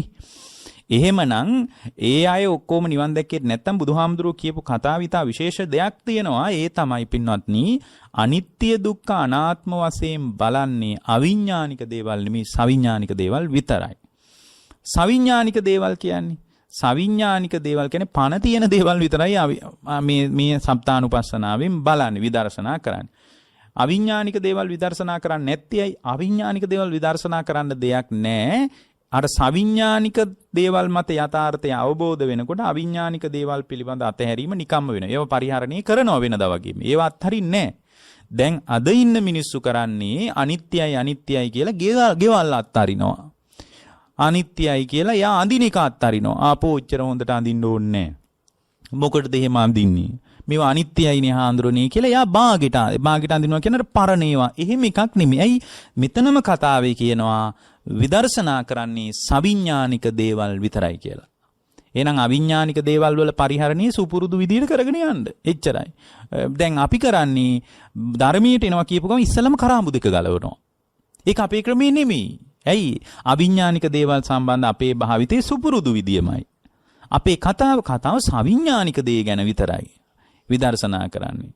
රත්තරම් බඩු පළඳිනේවා, කොණ්ඩ හදාගන්නේවා, ඒවා වෙනද වගේ කරගෙන යන්න. ගිහියෙක්ගේ ජීවිතේ බලන්න කොච්චර බුදුහාමුදුරුවෝ කියපු කතාව මොනතරම් පැහැදිලි අවබෝධාත්මක අපේ ජීවිතේට උදව් වන කතාවක්ද.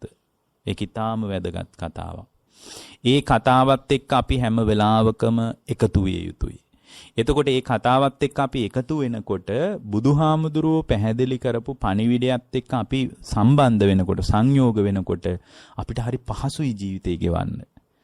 මොකද අපිට මේ භෞතික දේවල් පරිහරණය කරන්න එපා කියලා කවදාවත් අපගේ ශාස්ත්‍රුණාංශ වදාළේ නෑ. ගොඩක් ඉගැන්වීම් වල එහෙම තියෙනවා.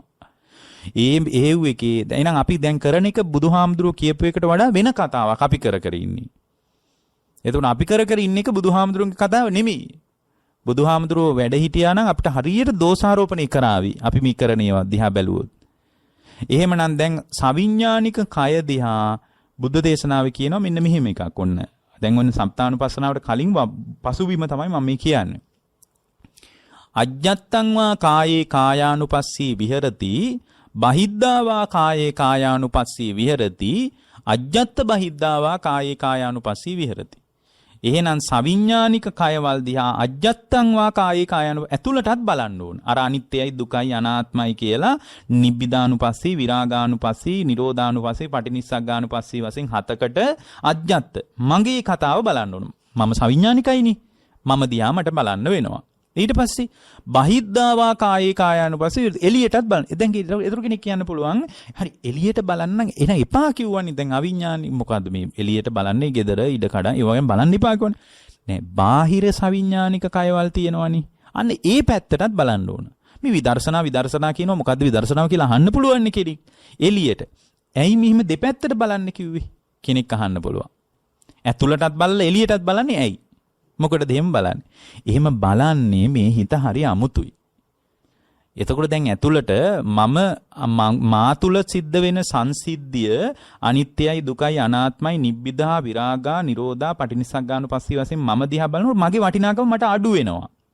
සත්‍යයක් පුද්ගලයෙක් කියන මේ මගේ තියෙන භාවිතය පිළිබඳව වටිනාකම අඩු වෙනවා. හැබැයි පින්වත්නි මේ හිත එළියට වටිනාකම වැඩියෙන් පිහිටන්න පුළුවන්. මට නම් ඕන දෙයක් වුණාවේ හාඳුරන්නේ. ඒත් මේ දරුවා ගැන බලන්න එපා. අන්න ඔය විදියට එළියේ වටිනාකම වැඩි වෙනවා. මට මොනවා වුණත් කමක් නැහැ. මට මේ මගේ අම්මා ගැන බලන්න එපාය, තාත්තා ගැන බලන්න එපාය, ඒගොල්ලෝ ජීවත් කරවන්න එපාය කියලා අර Tamanගේ සත්ව පුද්ගල භාවයේ වටිනාකම අඩුයි ගොඩක් අයට. ඒ අඩු වුණාට එළියේ වටිනාකම වැඩි වෙන්න පුළුවන්. ඒ නිසා මේක එළියටත් ඇතුළටත් සවිඥානික කයේ යථාර්ථය වටිනාකම අඩු වුණාට පස්සේ තමයි අවබෝධය තුල හිත පිහිටන්නේ. දැන් ඒකට අපිට තව කතාවක් පැහැදිලි. එළියටයි ඇතුළටයි දෙකටම මේක ඇත්තටම වයස තරාතිරමක් නැහැ. මේක කරලා බලන්නකො හරිම තෘප්තිමත්. කවදාවත් ජීවිතේ එපා වෙන්නේ නැහැ. මේක ජීවිත සෝවාන් වුණා ජීවිතේ එපා වෙන්නේ නැහැ නේ. විශාකාව සෝවාන් වෙලා විවාහ වුණේ. කිසි ප්‍රශ්නයක් වුණේ නැහැ නේ යාට. අනේ පිඬුසිටුවරයා සෝවාන් වෙලා පොලියට දුන්නේ. එයාට කිසි ගැටලුවක් වුණේ නැහැ නේ. හොඳ අනේ පිඬුසිටුවරයා හොඳ පොලි මුදලාලි කෙනෙක් නේ බලානේ යද්දි. එයා බැංකු කාරයෙක් නේ යාගේ ජීවිතේ. එයා මුදලක් බලාපොරොත්තු වෙයි මුදල් එක එකනට දුන්න කෙනෙක් අනේ පිඬුසිටුවරයා කියන්නේ. නමුත් එයා සෝවාන් වෙලානේ හිටියේ බුදුහාරු කිව්වේ නැහැනේ කවදාවත් මේ ඔයා ඔය වගේ ඒවා කරන්න එපා. ඔයා සෝවාන් වෙච්ච කෙනෙක්. ඔයා මේ ධර්මයේ අනිත්‍යය ගැන බල ඉන්න කියලා කිව්වේ නැහැනේ. එතකොට අපිට තේරෙනවා එහෙනම් සෝවාන් වෙච්ච කෙනෙකුට ඒක බාධාවක් නැහැ. ඒ සෝවාන්කම කියලා කියන්නේ මේ ගිහි ජීවිතේ එපා වෙලා නිකන් කැලේකට යනවා වගේ ඉක්කුත් නෙමෙයි. දෙමිනිසු හිතාගෙන ඉන්නේ එහෙම එකක් නේ. එහෙම එකක් නෙමෙයි. එහෙම එකක් නෙමෙයි. හැබැයි අර රිද්මය තේරුම් ගන්නවා. මේ රිද්මය තේරුම් ගැනීම පිණිස තමයි අපි මේ හිත පුහුණු කරන්නේ. එතකොට දැන් හරි දැන් අජ්ජත් බහිද එළියටයි ඇතුළටයි අනිත්‍ය මේක බලන්න ඕන. එළියටයි ඇතුළටයි මොකක්ද අනිත්‍ය වශයෙන් බලන්නේ? අන්න ඊළඟට එන ප්‍රශ්නේ. මොකක්ද එළියටයි ඇතුළටයි අනිත්‍යයි දුකයි අනාත්මයි විරාගී දෙයක් නිරුද්ධ වී යන දෙයක් මේ විදිහට බලන්නේ මොකක්ද? බලන්නේ නාම රූප ධර්මයන්ගේ යථාර්ථයයි. මොකද්ද බලන්නේ? නාම රූප ධර්මයන්ගේ යථාර්ථය. මොකක්ද නාම රූප කියලා කියන්නේ? නාම රූප ධර්මයන්ගේ පහළවීමෙන් තමයි පින්වත්නි අපි ලෝකයේත් එක්ක එකතු වෙන්නේ. ලෝකයේත් එක්ක එකතු වෙන්නේ. මේ කතා කවුරුත් දන්නේ නැහැ බුදු කෙනෙක් පහළ නොවුණා නම්. ලෝකයේ අත්දකින්නේ නාම රූප ධර්මයන්ගේ පහළවීමෙන්. මම ලෝකයේ අත්දකින්නව නෙමෙයි. එතන නාම රූප ධර්මයන්ගේ පහළවීම නිසයි මට ලෝකයේ අත්දකින්න වෙලා තියෙන්නේ. ඔය පරියායෙන් තේරුම් ගත්තත් හරි එහෙමත් නැත්තම් මෙහෙම තේරුම් ගන්න. පංචස්කන්ධ ධර්මයක් හැම වෙලාවකම පහළ වෙනවා. අපි නිතරම ඔය කියන්නේ පංචස්කන්ධය කියලා එකක්. හරියට තියෙනවනේ දැන් අර දුක ගැන කියද්දිත් තේරෙනවනේ මේ එවන මේව මිනිස්සු දන්නෙත් නැහැ මේ බෞද්ධයෝ මේවා ඔක්කොම දැනගන්න ඕනේ මේ ටික දන්නේ නැතුව මේ බෝධි පූජා කවි පාඩම් කරලා නම් කවදාවත් නිවන් දකින්න බෑ. මේ දැන් බලන්න අපේ කතාවේ තියෙනවා බොහොම වැදගත් දෙයක්. ඒ තමයි පින්වත්නි මේ හැම වෙලාවකම අපි තුල පංචස්කන්ධ ධර්මයක් හටගෙන නිරුද්ධ වෙනවා කියලා. අහලා තියෙනවද නිකන් පංචස්කන්ධේ කතාව අහලා ඇතිනේ. ඒකනේ මේ අපි නිතරම කියනවා ඒකනේ. දැන් දුක ගැන කියද්දි කියනවා ජාතිපි දුක්ඛා, ජරාපි දුක්ඛා, ව්‍යාධිපි දුක්ඛෝ, ජාතිය දුකයි, ජරාවටපත් වීම දුකයි, ලෙඩ වෙන එක දුකයි, මරණය දුකයි, ප්‍රියයන්ගෙන් වෙන් වෙන එක දුකයි, අප්‍රියයන් සමග එකතු වෙන එක දුකයි. ඔහොම දුකයි කියලා අන්තිමටම කියනවා මහණෙනි මම නුඹලාට කියන්නම් එක දෙයක් සංකිට්ඨේන පංච උපාදානස්කන්ධා දුක්ඛ. එහෙම අහලා තියෙනවද දෙක? සංක්ෂිප්තව කියන්නම් පංච උපාදානස්කන්ධය තමයි දුක. කවදාවත් ඔක තේරිලා තියෙනවද? සංක්ෂිප්තව කියන්නම් කෙටියෙන් කියන පංච උපාදානස්කන්ධේ දුකයි කියලා. හේතුව මොකක්ද දන්නවද? මේ හැම වෙලාවකම පින්වත්නි ඒක සමහර අය හිතා ඉන්නවා පංචස්කන්ධ කියලා කියන්නේ මේ ඇඟට කියලා. නෑ. හැම වෙලාවකම පංචස්කන්ධ ධර්මයක් හටගෙන නිරුද්ධ වෙනවා. ඕක තමයි වෙන්නේ. හැම වෙලාවකම ඒක වෙනවා. දැනුත් ඒක වෙමින් පවතිනවා. පංචස්කන්ධ ධර්මයක් හටගෙන නිරුද්ධ පංචස්කන්ධය ගැන අපේ දේශනා 200ක් තියෙන්න ඕන. මොකද එච්චරට අපි මුලින් පංචස්කන්ධය ගැන කිව්වා දැන් පංචස්කන්ධය ගැන අපි දේශනා අඩුවෙන් කරන්නේ හේතුව දැන් අපි වෙන පර්යායන් වල දේශනාව කරන නිසා. හැබැයි මේ සම්ප්තානුපස්සනාව පංචස්කන්ධින් තොරව කතා කරන්න බැරි නිසා අදත් අපි ওই කාරණේ කිව්වේ. පංචස්කන්ධයක් හැම වෙලාවකම පහළ වෙනවා. කොහොමද පහළ වෙන්නේ? කොයි පැති වලින්ද? ඒ කියන්නේ අහනකොට, දකින්නකොට, දැනෙනකොට, හිතෙනකොට ඔච්චරයිනේ ලෝකේ අත්දැකීම් ගන්නෙ. ඉද දිට්ඨ සුත මුත විඤ්ඤාතේසු ඔච්චරයි. එතකොට අහනකොට, දකින්නකොට, දැනෙනකොට, හිතෙනකොට ඔය ටිකට වඩා මානව සංවේදනා එක්ක ලෝකේ ගනුදෙනුව අපිට කොහෙන්වත් ඇති වෙන්නේ නැහැ. එක්ක අහපු දේවල් ගැනයි අපිට කතා කරන්න වෙන්නේ. එක්ක දැක්ක දේවල් කතා කරන්න වෙනවා. එක්ක දැනිච්ච දේවල් කතා කරන්න වෙනවා. එක්ක හිතිච්ච දේවල් කතා කරන්න වෙනවා. තවත් කොහෙන් හරි පාරක් තියෙනවා නම් මට කියන්න. කොහෙන්වත් නැහැ. එතකොට ඔය ටිකම තමයි අපි ඔය ආයතන 6 කියලා කියන්නේ. ඇස කන නාසය දිව කය මනස හරහා ලෝකේ විඳිනවා කියලා කියන්නේ. ඇහෙන් පෙබ් දකිනවා, කනින් අහනවා, නහයට දැනෙනවා, දිවටත් දැනෙනවා, කයටත් පහස දැනෙනවා, මනසට හිතෙනවා. ඔච්චරයි. ඇහිම්, දැකීම්, දැනීම්, සිතීම් විතරයි ලෝකේ ඇති වෙන්නේ. ඔය ලෝකේ අහන, දකින, දැනෙන, හිතෙන හැම මාත්‍රයකදීම අපේ ඇතුලේ වෙනවා සංසිද්ධියක්. මොකද්ද? පංචස්කන්ධ ධර්මයක් පහළ වෙනවා. මොකද්ද පහළ වෙන්නේ? පංචස්කන්ධ ධර්මයක්. දැන් මෙන්න මෙහෙමයි ඒක වෙන්නේ. අපි හිතමු රූපයක් බලනවා කියලා. දැන් ඔබට මාව පේනවා. මටත් ඔබ පේනවා. මේ වෙලාවේ ඔබ තුල පංචස්කන්ධයක් හට ගන්නවා. මාව පේනකොට මාව පේන්නේ ඔබට චක්කු විඤ්ඤාණය පහළ වෙලා තියෙන නිසා. නැත්නම් ඔබට මාව පේන්නේ නැහැ. මාව පේන්නේ මොකක් නිසාද? චක්කු විඤ්ඤාණය පහළ වෙලා. දැන් මේ වෙලාවේ ඔබට චක්කු විඤ්ඤාණය පහළ වෙලා තියෙනවා. ඒ නිසා ඔබට මාව පේනවා. ඒ කියන්නේ ඇහැට පේනවා නෙමෙයි. ඇහැට පේනවා නම් වෙන කල්පනාවක ඉන්න වෙලාවටත් පේන්න එපාය. පේන්නේ නැහැ නේ වෙලාවට. එතන තියෙන මනෝ විඤ්ඤාණයනේ පහළ වෙලා තියෙන්නේ. ඒ නිසා ඇහැ තිබ්බට පේන්නේ නැහැ. රූප තිබ්බට පේන්නේ නැහැ. අපි බර කල්පනාවක ඉන්නවා. ළඟටම ඇවිල්ලා කතා කරනවා. අපිට ඇහෙන්නේ. එතකොට යා ඇඟට තට්ටුවක් දාලා කියනවා මේ මං ඔයාලට කතා කළා. ආනේ මට ඇහුන්නේ නැහනේ. ඇයි ඉතින් මම ළඟටම ඇවිල්ලා කතා කළානේ. ඒත් මට ඇහුන්නේ නැහැ කියනවා. ඇයි? එයා ඉඳලා තියෙන වෙන සම්පස්සයකින්. එතන ඒකෝ මනෝ විඤ්ඤාණය එතන පහළ වෙලා. එතකොට චක්කු විඤ්ඤාණය, සෝත විඤ්ඤාණය පහළ වෙන්නේ නැහනේ. එතකොට දැන් මේ වෙලාවේ ඔබට මාව පේනකොට ඔන්න චක්කු විඤ්ඤාණය පහළ වෙනවා. විඤ්ඤාණස්කන්ධයක් Taman තුල පහළ වෙනවා. ඒකට අනුව සංඥා පහළ වෙනවා. රූප සංඥාවක් පහළ වෙනවා ඇසහරහා. මේ තමයි අර හාමුදුරුවෝ කියලා ඔන්න සංඥාවක් පහළ වෙනවා. සංඥා ස්කන්ධය ඒ සංඥාව පහළ වෙන්නේ තමන්ගේ හිතේ. සංඥා ස්කන්ධයකුත් පහළ වෙනවා. ඊට පස්සේ පින්වත්නි ඒකට අනුව දැන් මේ බණ ටික අහගෙන ඉන්න වෙලාවේ නම් ඔබට ඔන්න සෝත විඥානීය පහළ වෙනවා. එතකොට ඇහෙනවා මං කියන එක. ඊට අනුව සංඥාවකුත් පහළ වෙනවා. ශබ්ද සංඥාවක්. මෙන්න මේ කියන්නේ මෙන්න මේ දේවල් කියලා සංඥා ටිකක් හිතට පහළ වෙනවා. එතකොට සංඥා ස්කන්ධයකුත් පහළ වෙනවා. ඊට අනුව පින්වත්නි වේදනාවකුත් පහළ වෙනවා. බන හොඳයි වගේ නම් තේරෙනවා වගේ නම් පොඩි සුඛ වේදනාවක් පහළ වෙනවා. තේරෙන්නේ නැහැ වගේ නම් දුක් වේදනාවකුත් පහළ වෙනවා. වේදනා ස්කන්ධයකුත් පහළ වෙනවා Taman තුල. තේරෙන්නේ නැත්තම් කොයි වෙලේ ඉවර වෙයිද දන්නේ නැහැ කියලා ඔය වගේ වෙන කතා ටිකකුත් ඔළුවට එනවා. සංඥා ස්කන්ධයකුත් පහළ වෙනවා. වේදනා ස්කන්ධයකුත් ඊට අනුව සංකාර ස්කන්ධයකුත් පහළ වෙනවා. මේ අහන දෙයට අනුව හිතට සිතුවිලිත් එනවා. ඒකට කියන්නේ සංකාර කියලා. සංකාර ස්කන්ධයකුත් පහළ වෙනවා. ඊට අනුව දැන් බලන්න විඥානස් හැබැයි මේක අර අපි රූප වේදනා සංඥා සංකාර විඥාන කියන පිළිවෙලට නෙමෙයි දැන් පහළ වුනේ. සෝත විඥානේ පහළ වෙලා විඥානස්කන්ධයක් ඒකට අනුව මේ කියන බණ අඳුනගත්ත සංඥාස්කන්ධයක් ඒක හොඳයි නම් සුඛ වේදනාවක් හොඳ නැත්නම් දුක් වේදනාවක් වේදනාස්කන්ධයක් ඇතුලේ පහළ වුණා. මේ මගේ වචනවල මොකක් හරි එකක්ද? නෑ. ඇයි වචනවල මොකක් හරි එකක් නම් ඔබට සුඛ වේදනාවක් ඇති වෙනකොට මේ පැත්තේ කෙනෙකුට දුක් වේදනාවක් ඇති වෙන්න පුළුවන් මේක තේරෙන්නේ නැතුව. ඒකේ ඇතුළට ගියපු විදිය අවුලක් තියෙන. එයාට ඇතුළට ගත්ත විදිය ගැටලුවයි තියෙන්නේ. මගේ වචනවල අවුලක් නැහැ. මොකද මගේ වචන වලින් කොටසක් සතුටු වෙන්නත් කොටසක් අසතුටු වෙන්නත් බෑනේ. ඒක ඇතුළට ගත්ත විදිය අවුලක් තියෙන්නේ. මගේ වචනවල නෙමෙයි ප්‍රශ්නේ තියෙන්නේ. අපි හිතාගෙන ඉන්නවා අපේ අවිද්‍යාවට ඕනෝකට අවිද්‍යාව කියන්නේ. මේ වචනවලම මොකක් හරි අවුලක් තියෙනවා. ඒ නිසා මේකත් එක්ක පැටලෙන්න ඕන කියලා අපි මේ එළියට ගිහින් සිතින් කයින් වචනෙන් කර්ම කරනවා. මේ එළිය එක වෙනස් කරන්න. මට බැන්නේ ඇයි මම මොකටද බැනුම් අහන්නේ වගේ එළිය ඒවත් එක පැටලෙනවා. දැන් එතකොට විඥානස්කන්ධේ පහළ වෙලා සංඥා පහළ වෙලා සංඥාස්කන්ධයක් පහළ වෙලා ඒකට අනුව සුඛ වේදනා දුක් වේදනා ඇතුළේ වේදනාස්කන්ධයක් පහළ ඒ අහපු දෙයට අනුව දැන් මේ වෙලාවෙත් ඔබට සිතුවිලි ගලාගෙන එනවා. එතකොට සිතුවිලි ගලාගෙන එනකොට සංකාරස්කන්ධේ සංකාර කියන්නේ ඔන්න ඔය ටිකට. ශබ්දේ නිසා ශබ්ද සංචේතනා පහළ වෙනවා. චේතනාව පහළ වෙනවා. ඊට අනුව ඔය රූපයත් වෙනස් වෙනවා. ඔබේ ඔය රූපේ තියෙන්නේ. ඔය රූපේ වෙනස් වෙනවා.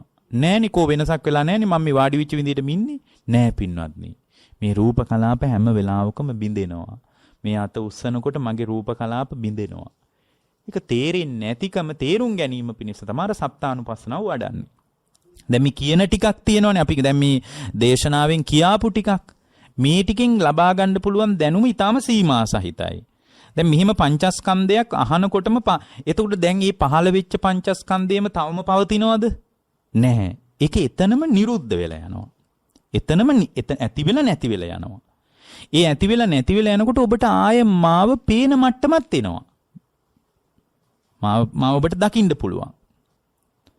එතකොට චක්කු විඥානේ පහළ වෙලා ඊට අනුව වේද සංඥා ස්කන්ධ පහළ වෙලා ඊට අනුව වේදනා ස්කන්ධ පහළ වෙලා ඊට අනුවත් සිතුවිලි හිතේ යටගෙන ඊට අනුවත් රූපේ වෙනවා. මේක නිතරම වෙන එකක්.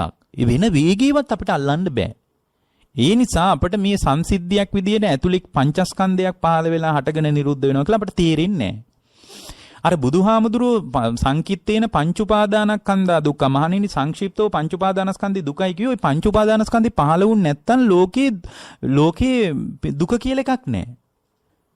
දැන් මේ වෙලාවේ ඔබ මෙහෙම හිතන්න. මේ වෙලාවේ ඔබේ කෙනෙකුට බරපතල කරදරයක් වෙලා. අපි හිතමුකෝ අපේ ළඟම කෙනෙක් ලොකු මේ රියානුතුරකටපත් වෙලා කියලා. දැන් බණ පටන් ගන්නත් ඉස්සෙල්ලා ඒක වෙලා තියෙන්නේ. සංසිද්ධියක් විදිහට ඒක දැන් සිද්ධ වෙලා ඉවරයි. නමුත් පින්වත්නි අපි මේ මොකක්වත් දන්නේ නැහැ. දැන් ඔබට ඇමතුමක් එනවා. ඇමතුමක් ඇවිල්ලා කියනවා මෙන්න අහවලා පාරේ වාහනයකට හැප්පිලා කියලා. එතකොටම ඒක අහගන්නකොට ඒක සෝත විඥානේ පහළ වෙලා විඥානස්කන්ධයක් පහළ වෙලා ඊට අනුව සංඥාත් පහළ වෙලා අනී මෙයාට මෙහෙම වෙලා තියෙන කොහොම වුණාද දන්නේ නැහැ. ওই විදිහට සංඥාත් පහළ වෙලා ඊට අනුව දුක්ඛ වේදනාවත් හිතේ ඉපදෙලා වේදනාස්කන්ධයක් පහළ වෙලා ඊට අනුව හිතට සිතුවිලිත් දැන් මොනවා වුණාද දන්නේ නැහැ. ඔය වගේ ලොකු ප්‍රශ්නයක් ස්පිරිතාලයකට ගෙනිච්චද දන්නේ නැහැ. ඔය නොයෙක් සිතුවිලිත් ඇති වෙලා සංකාරස්කන්ධයකුත් පහළ වෙලා ඊට අනුව රූපයත් එකපාරම වෙනස් වෙනවා. අඬන්න පටන් ගන්නවා, කෑ ගහනවා, හෘද ස්පන්දනය වැඩි වෙනවා, රුධිර සංසරණ වේගය රූපයත් ඉක්මනට වෙනස් වෙනවා.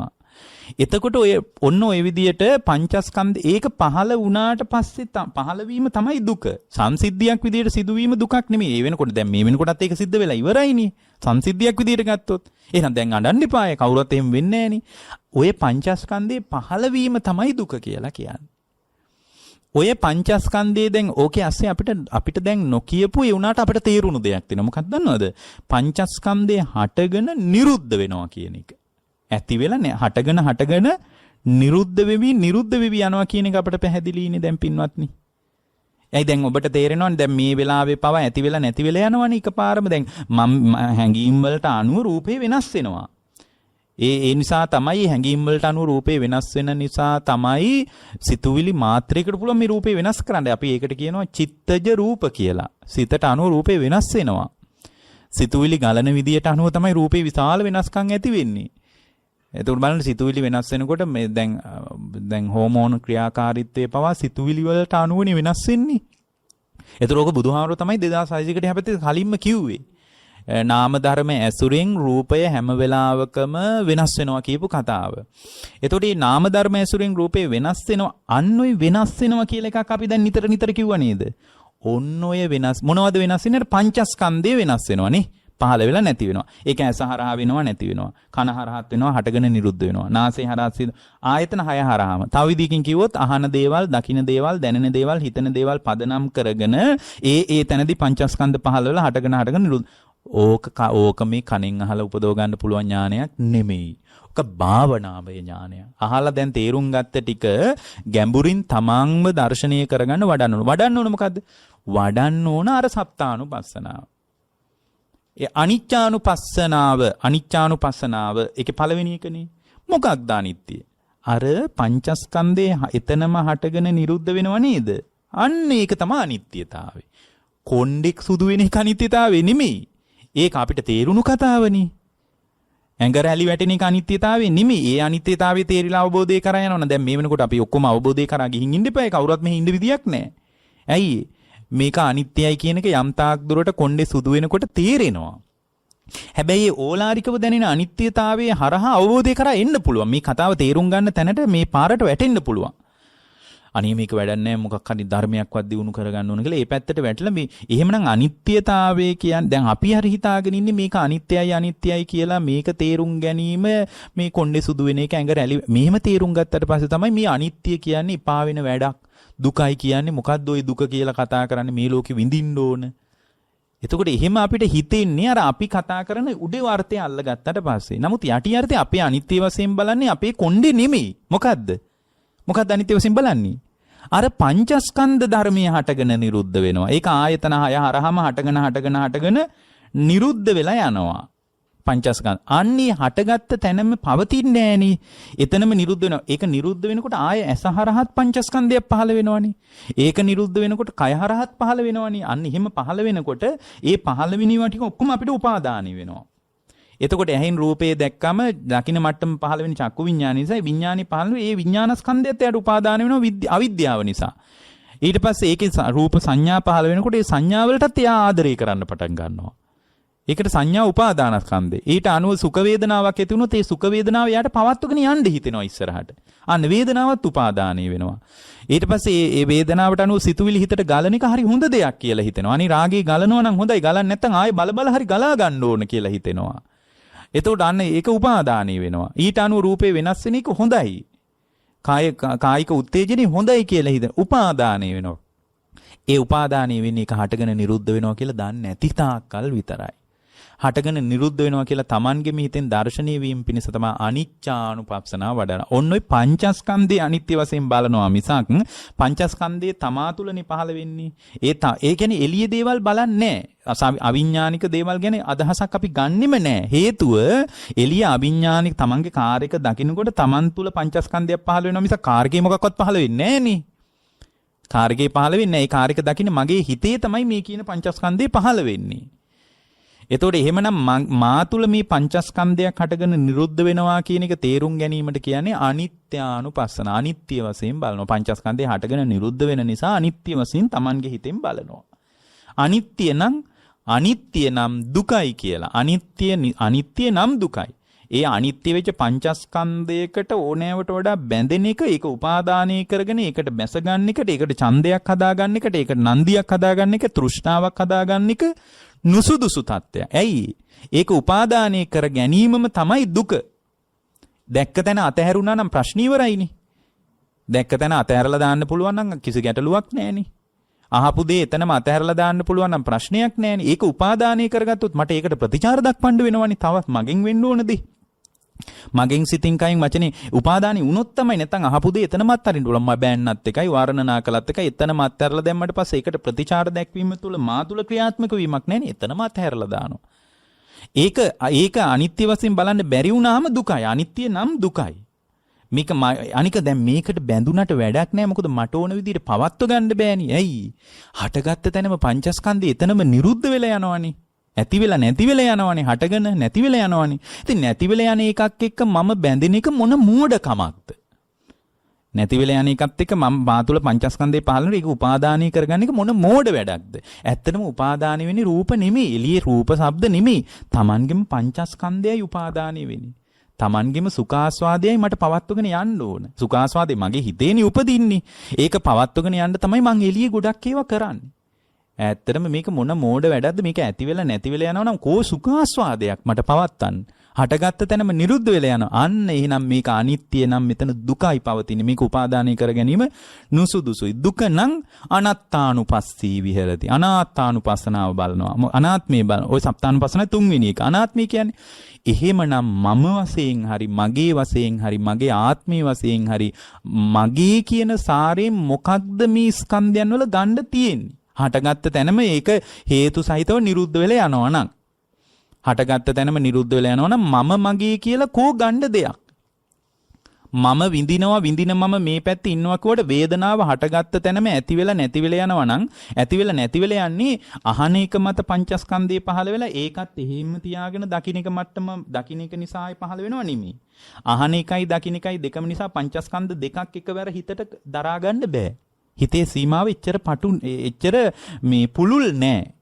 පංචස්කන්ධ ධර්ම හටගෙන නිරුද්ධ වෙලා යනවා. නිරුද්ධ වීම නිසා තමයි තව පංචස්කන්ධයක් පහළ වෙන්නේ. ඒක අහන දේ නිසා හරි, දැකින දේ නිසා හරි, දැනෙන දේ නිසා හරි, හිතෙන දේ නිසා හරි පහළ වෙනවා. මේක ගැඹුරු කතාව. මීට වඩා මේක ලේසි කරන්නම බෑ.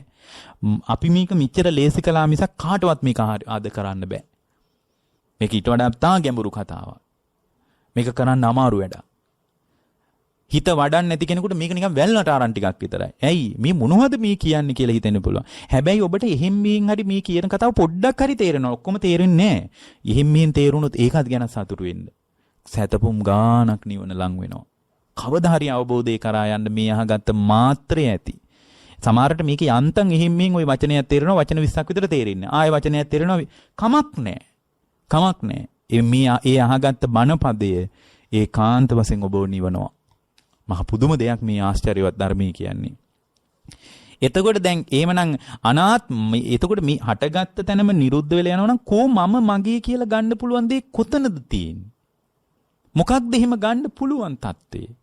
අන්න එහෙම දකින්නකොට ඒ අනාත්මයේ දකින්නකොට පින්වත්නි එතන ආත්ම සාරයක් පේන්නේ. අර මම කියන தත්ත්වයේ මත පිහිටව ගන්න කිසිවක් ලෝකේ නැති බව දැනෙන්න පටන් ගන්නවා. එතකොට දැන් Tamanට බලනකොට මගේ ස්කන්ධයන් ටිකත් අනිත්‍ය නම් මම කොහොමද මගේ දරුවා මගේ වසඟේ තියාගන්නේ කියලා අර එළියට බලනකොට එළිය වටිනාකම හිටින්නෙත් නැහැ. අජ්ජත්තං වා බහිද්ධාවා කියලා දෙපැත්තට බලන්න කිව්වේ. මගේ පංචස්කන්ධයත් අටගෙන නිරුද්ධ වෙනවා නම් මගේ දරුවගේ ඇස්සේ වෙන්නේත් ඔය ටික තමයි. මගේ පංචස්කන්ධේවත් මගේ වසඟේ පවත්ව ගන්න බැරි එක මම කොහොමද මගේ දරුවගේ පංචස්කන්ධේ මගේ වසඟේ තියාගන්නේ කියලා එළියට වටිනාකමත් අඩු වෙන්න පටන් ගන්නවා. ඊට පස්සේ ලෝකෙම පෙරළුණත් කිසි ගැටලුවක් නැහැ වගේ ඉන්න පුළුවන්. ඒ කියන්නේ ඒක හරි ලස්සන චින්තනයක් ඒක. එතකොට මේ චින්තනයේ තුල පුද්ගලයා දායාද වුණාට පස්සේ කවදාවත් ජීවිතේ එපා වෙන්නේ නැහැ. ජීවිතේ එපා වෙන්නේ. දන්නවා හටගෙන නිරුද්ධ වෙන ස්කන්ධයන් ටිකක් තමයි මේ නඩත්තු වෙන්නේ කියලා. එතකොට පංචස්කන්ධ කියන්නේ මේ රූපේට නෙමෙයි. සමහර අය මේ පංචස්කන්ධ කියන්නේ රූපේට කියලා හිතාගෙන ඉන්නවා. ඊට පස්සේ පින්නත්නි අනාත්ම නම් අනාත්තානුපස්සීවයි තමන් ඒක පංචස්කන්ධේ අනාත්ම මගේ ආත්මය කියලා ගන්න දෙයක් නැහැ කියලා බලාගෙන ඉන්නකොට පින්වත්නි ඒ ශ්‍රාවකයාගේ හිත තුල පින්වත්නි එතන නිබ්බිදානුපස්සන. නිබ්බිදාව කියන්නේ මොකද්ද? නිබ්බිදාව කියන්නේ කලකිරීම කියන එක. ආර්ය වූ කලකිරීමක් හිත තුල උපදිනවා. කලකිරීම උපදින්නේ මොකටද? කලකිරීම කියන වචනෙටත් දැන් ඉන්න මිනිස්සු බයයි. ජීවිතේ කලකිරෙන්නේ නැහැ. අර පංචස්කන්ධේ පහළ වීම ගැන කලකිරෙනවා. මේ පංචස්කන්ධය හටගෙන නිරුද්ධ වෙලා යන එකක් නේද කියලා මේ එයාට මේ රත්තරම් බඩු ගැනවත්, ගෙවල් දොරවල් ගැනවත්, ඇඳුම් පැළඳුම් මේවා ගැන කලකිරීමක් ඇති වෙන්නේ නැහැ. Taman තුල පංචස්කන්ධ ධර්මයක් හටගෙන නිරුද්ධ වෙනවා නම් ආත්ම සාරයෙන් ගන්න දෙයක්වත් නැත්තම් මේ පංචස්කන්ධේ උපාදානය කරගන්න මොකද්ද මේකේ තියෙන්නේ කියලා පංචස්කන්ධය ගැනයි කලකිරෙන්නේ. අපි කලකිරෙනවා ඉක්මනට ගෙදර ගැන. ඊට පස්සේ ගෙවල් පන්සල් වලට පූජා කරන්න, ඉඩම් වල ඒ ඉඩකඩම් පන්සල් වලට පූජා කරන්න, ආරාම වලට පූජා කරන්න, ඊට පස්සේ රත්තරන් බඩු වලින් කරඬු හදන්න. ඕවා තමයි අපි ඔළුවේ වැඩ කරන්නේ. ඒ කියන්නේ අයි අපිට කලකිරීම ඇති වෙලා තියෙන වෙන පැත්තකින්. ඒක මේ බුදුහාමුදුරන්ගේ කලකිරීම නෙමෙයි. කලකිරින්නේ Tamanගේ පංච උපාදානස්කන්ධේ පහළ වීම ගැන. එතකොට යා තුළ කලකිරුණ කියලා පංචස්කන්ධයක් පහළ වෙන්නේ නැත්නම් පහළ වෙනවා. උපාදානිය වෙන්නේ නැහැ. ඇයි හටගෙන නිරුද්ධ වෙලා යනවනේ. අනිත්‍යයිනේ. අන්නේ නිසා ඒ කලකිරීමට කියනවා නිබ්බිදානු. කලකිරිය යුතු දෙයක් විදියට Tamanගේ ස්කන්ධ ටික බලනවා. ඒ කලකිරිය යුතු දෙයක් විදියට බලනවා නම් නිබ්බිදානුපස්සන, විරාගානුපස්සන. කලකිරිය යුතු දෙයක් නම් විරාගය කියන්නේ නොඇල්ම. රාගය කියන්නේ ඇල්ම. විරාගය නොඇල්ම. විරාගානුපස්සී මේ පංචස්කන්ධේ නොඇලිය යුතුමයි. නොඇලිය යුතුමයි. ඇලෙන්න මේකේ මොකක්වත් නැහැ. හටගත්ත තැනම නිරුද්ධ වෙලා යනවා. එහෙනම් නොඇලෙන්නේ පින්වත්නි එළියේවට නෙමෙයි. Tamanගේ පංචස්කන්ධයටයි නොඇලෙන්නේ. එතකොට පංචස්කන්ධේ පහළ වෙන්නේ නැද? වෙනද වගේම පහළ වෙනවා. උපාදානෙ වෙන්නේ. රූප පේන මට්ටමේ ඉන්නේ පංචස්කන්ධේ පහළ වෙන්නේ නැත්තම්. උපාදානෙ වෙන්නේ. විරාගානුපස්සී නම් ඊළඟට කියනවා මොකද්ද? 6 වෙනි එක. නිරෝධානුපස්සනාව. නිරුද්ධ වී යන විදියම දකින්නවා. හටගත්තට වඩා වේගින් මේක ඒකෙන් දැන් මේක භාවනාමය දැනුමක් නිසා මේක වඩාගෙන යනකොට හටගත්තට වඩා වේගින් මේ ස්කන්ධයන් නිරුද්ධ වෙනවා කියලා පේනවා. ඒක දර්ශනීය වෙනවා ඇත්තටම. ඒ කියන්නේ හටගත්තට වඩා ඉක්මනට මේක දැන් පංචස්කන්ධයේ දකින්නකොට පහළ වෙනවා. පහළ වුණාට වඩා වේගයෙන් පින්වත් නිරුද්ධ වෙලා යනවා. ඒක ඔබට තේරෙන්නේ. ඒක මේ වගේ උදාහරණයකින් කිව්වොත්. දැන් වතුර වහිනකොට වතුර බුබුලු මතු වෙනව නේද? ඒ වතුර බුබුල මතු වේගෙන ඇවිල්ලා එකපාරම නේද අර වතුර බුබුල පුපුරලා යන්නේ. අන්න ඒ වගේ සමුදේට වඩා නිරුද්ධ වීම වේගවත්. ඒක භාවනාවෙන් තමයි පේන්නේ. හරි ලස්සනයි මේ අත්දැකීම් ටිකට එනකොට. නිරෝධානුපස්සින් නිරුද්ධ වෙලා යන එකම දකින්නවා. එතකොට අර පංචස්කන්ධේ හට ගන්නවා. හටගත්තට වඩා වේගෙන් එකපාරම නිරුද්ධ වෙනවා. හට ගැනීමයි නිරුද්ධ වීමේ වේගයත් බලන්න පුළුවන් මනසේ. බුදුම දෙයක් මේ බුදු කෙනෙක් මතු කරපු භාවනාමය ඥානෙ. මේක තමයි බුද්ධ ශාසනයේ සාරය. අපි මේ සාරය කියලා මේ වෙන පුද පූජා ටිකක් අල්ලගෙන හිටියට. එතකොට නිරෝධානුපස්සනාව වඩනකොට අන්තිම එක තමයි අපිට දේශනාවට කාලය ඉවර නිසායි මම මේ කියන්නේ. අන්තිම එක තමයි මොකද්ද? පටිනිස්සග්ගානුපස්සනාවේ කෙරෙන්නේ පින්වත්නි සම්පූර්ණේම අත්හැරලා දානවා. මේක අනිත්‍ය නම් දුක නම් අනාත්ම නම් කලකිරිය යුතු දෙයක් නම් නොඇලිය යුතු දෙයක් නම් නිරුද්ධ වී යන දෙයක් නම් මේක අත්හැර දැමිය යුතුයි කියලා පංචස්කන්ධය අත්හැර දානවා. පංචස්කන්ධය අතහරින ඔක්කොම අතහැරෙනවා. ඔක්කොම අතහැරෙනවා කියන්නේ Tamanගේ චක්කු සෝත ගාන જીවහා කාය මන කින ආයතනත් අතහැරෙනවා, සලායතනත් අතහැරෙනවා. ඊට පස්සේ ඔක්කොම අතහැරෙනවා පින්වත්නි මෙතනදී. අතහැරිලා Tamanගේ ජීවිතේ පවා හිතින් අතහැරෙනවා. පවතිනවා. එයාට බෙල්ල වැල දා ගන්න නම් කවදාවත් හිතෙන්නේ නැහැ. මොකද එයාට ජීවිතය ගැන නෙමෙයිනේ කලකිරලා තියෙන්නේ. මොකක් ගැනද? පංච උපාදානස්කන්ධය ගැනයි කලකිරලා තියෙන්නේ. ජීවිතය ගැන කලකිරින්නේ නැහැ. ජීවිතය ගැන කලකිරුවොත් නේ ගැටලුව. පංච උපාදානස්කන්ධේ පහළ වීම ගැන කලකිරලා තියෙන්නේ. ඒ නිසා එයා ඒක අතහැර දානවා. හැබැයි මේම අතහරිනකොට ජීවිත තෘෂ්ණාවක්වත් හිතේ හිටින්නේ නැහැ. මෙතනදී එයා මේ වෙනකොට හිත හුඟක් දියුණු වෙලා තියෙන්නේ. දියුණු වෙච්ච හිතත් එයා අතහැර දානවා. එතකොට ඒ ඔක්කොම අතහැර දාලා අන්තිමටම හිත නිවනටපත් වෙන්න නම් නිවනත් අතහැර දානවා. හිතෙන් නිවන අල්ලගෙන ඉන්නවනේ. දැන් මේ වෙනකොට නිවන පිණිස නේද මේ ඔක්කොම කළේ? අන්තිමටම නිවනත් අතහැර දානවා. නිබ්බාණං නාබිනන්දති. නිවනවත් අභිනන්දනය කරන්නේ. එයා නිවනත් අතහැරලා දානකොටම යාගේ හිත නිවනටපත් වෙනවා. අන්නේ අතහරිනවා. පටිනිස්සග්ගානුපස. ඒ විදිහට වඩනකොට තමයි නිවනට හිතපත් වෙන්නේ. නම් මේක භාවනාමය ඥානයක්. මේක තවත් විස්තර කරගත යුතු තත්ත්වයක්. මම වඩාත් සරලව පුංචි දරුවෙකුට පවා තේරෙන විදිහටයි කිව්වේ. ඉතින් මේ සප්තානුපස්සනාව සම්බන්ධ දේශනාවක් අද කරන්න කියලා තිබ්බේ.